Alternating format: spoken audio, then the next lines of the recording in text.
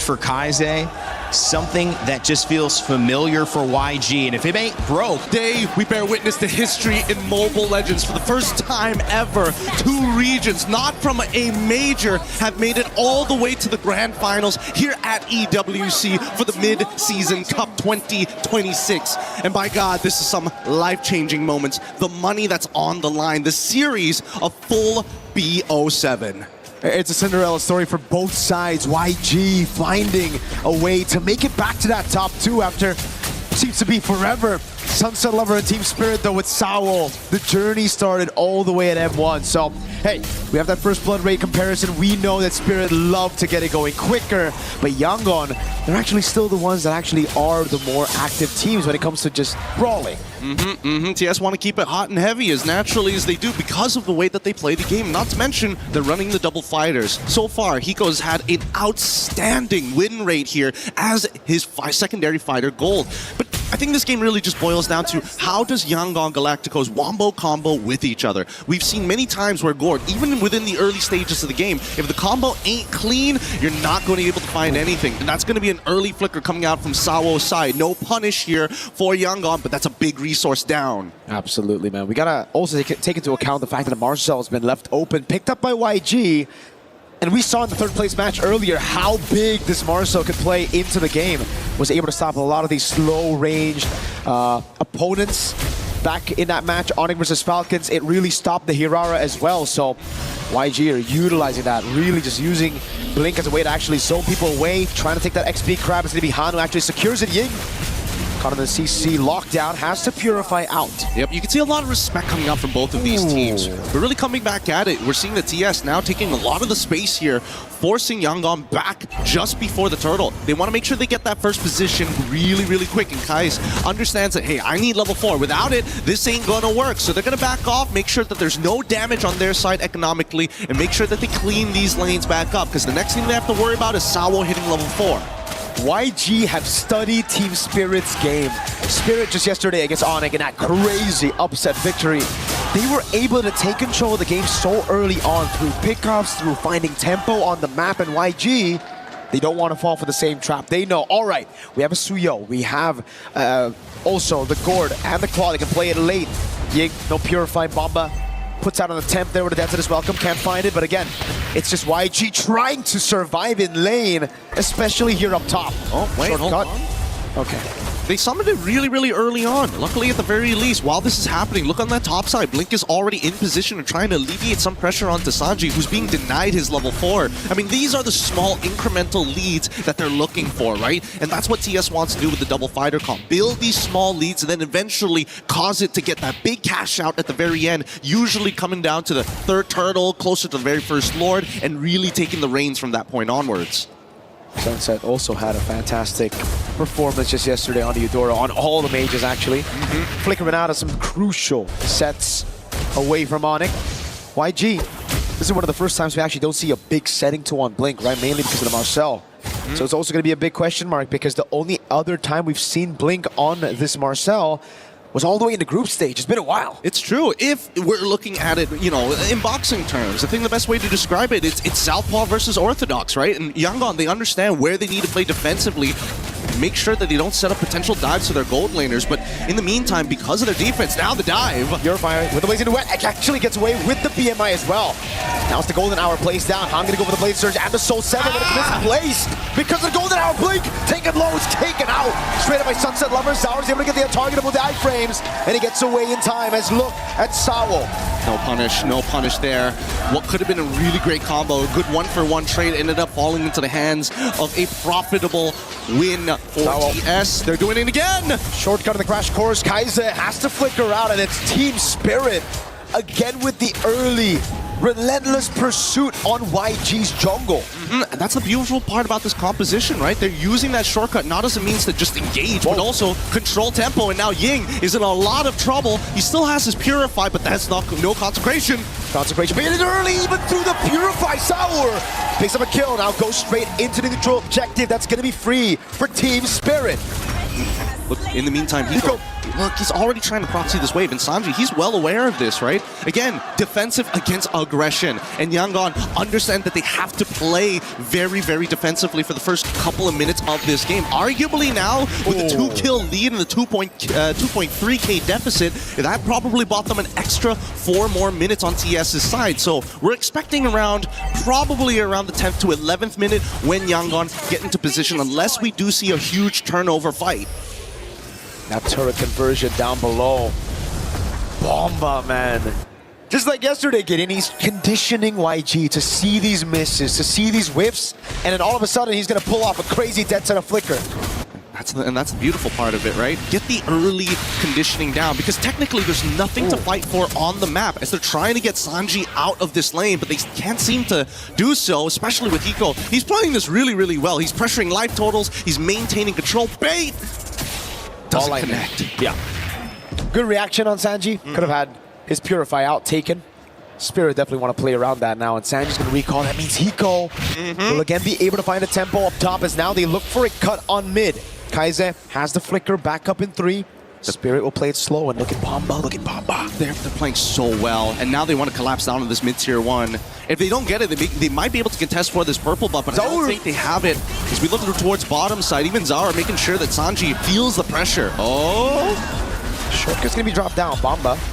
Okay. Goes for the chop. Purify out. Golden Hour catches 3. And the Mystic Gush. Not too sure about that. Bomba's going to take it all the way through. He's going to soak it in. No problem. Yeah, we both saw this was going to be somewhat of a nothing fight here. No real commitment on either side, and more importantly, just not enough items to actually cut through all the base HP coming in from TS. They are still in the phase where it's their turn to play the game, and Yangon have to just defensively and honestly be really creative with these small little cheeses that Spirit have taken full advantage of, whether it's in-lane baits, the pressure that they apply, and also the information that they give has been immaculate. Free turtle take. Free everything. The first 2 kills were free. There was nothing to retaliate against it. The structures as well. And a mid lane blink bursted down. Oh God. The Marcellus looked so untouchable. Just being pick or ban every single time, and wins. Oh God. Even when we see it open, Gideon, when we see it pick, it dominates so early. But when you fall behind on it, especially against this burst comp, man, is he squishy. Yeah, they're taking everything into condition here, right? They're making sure that whoever opens the map gets punished. A Death welcome connected. Big chomp into Sunset Lever with the ball. Lightning straight up with the Thunder's Wrath as well. Killing Street picked up as Zauer's able to get the immobilization. The blink will be zoned away just like the shortcut. Another health bar to deal with at the bottom lane. It will be a minion wave to play with. Team Spirit converting on these objectives. And YG cannot respond. That's a 4-level lead. Almost. Han gets sent. They're just letting this happen, unfortunately. They're not using the Golden Hour as a creative tool to kind of retain some semblance of control over their waves. Zauer gonna go for the solo. Oh, under turret. Almost got it. Has to force Han away. Blink! Burst it down. That lethal ignition. Connects, and it's good. Sanji, he's in trouble. He has to use the Purify alongside with his Blade to stay alive. Detna's welcome connects again. Combo's good. Oh, wait! Good Mystic Gush and the shutdown. Finally, YG. It took him 8 minutes to get on the board. Finally clapped down onto the backliners here, but at the end of the day, yeah, sure, it's a bit of a shutdown. It goes to Kai's, but that was going to be the main bullet anyways for Yangon. So TS don't mind this so much as we look at the items, right? It's a Lightning Truncheon in comparison to just a Glowing Wand. The item difference here allowing TS to actually be stronger in the majority of the scenarios, but not to mention, if we start looking down towards everybody else and that lead coming from Zauer, that is ridiculous. He's going to get that BOD in no time. Wow. He might be 5 levels ahead by the time he clears out his jungle. 9 minutes in, he might be able to get that record again. Oh man, it's going to be the fastest level 15 we've seen in a while. And the Lord is up, but look at TS. They're not rushing it straight away. Nope. Not only denying information, he's 15, but they're setting up like a great net on the side lanes. Oh. Sunset instant flicker away from Blink. Take a look at Sawo up top as well. It's free. They can't react to it unless the Golden Hour gets placed down, but Zauer's able to get it, and now into the Deathless Welcome. The big chop over it, straight to Zauer with a BOD. Yeah, the combo, not exactly landing, but it's good enough. They zoned Yangon completely away from their neutral. with this lower take. I want to see how much they can actually get off of it, because this is where it gets scary, right? As much as Zara can dive underneath the turret, most of the time, if a composition like this wants to get an inhibitor against a full 5 on the opposite side, despite the 8.2k lead, it does come with its risks.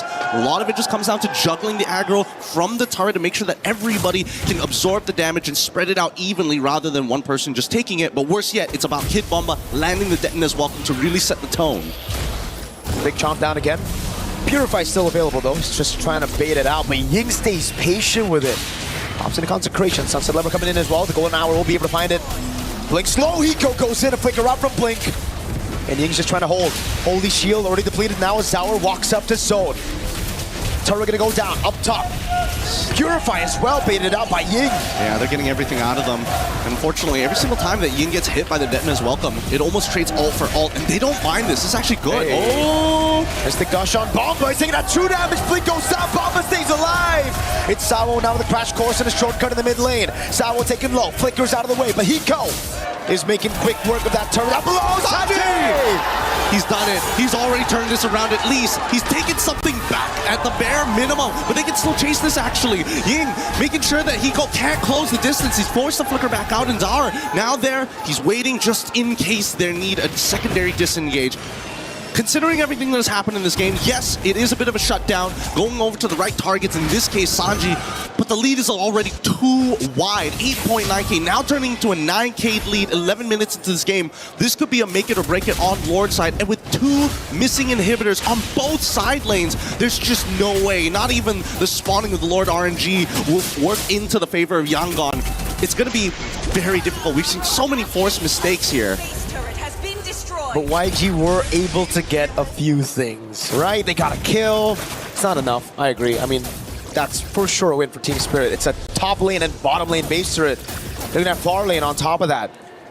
But it's something to work with. It's a Sky Piercer stack as well for Han.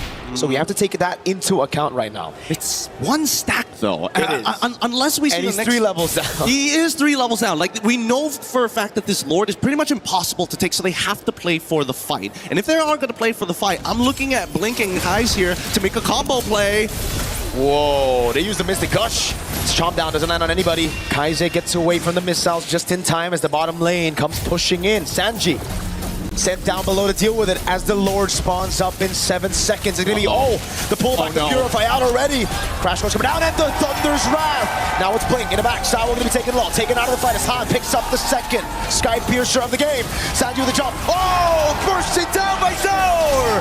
Can't get any more than this. And they've already got the last Purify down as Blink is trying to actually disengage the rest of their composition.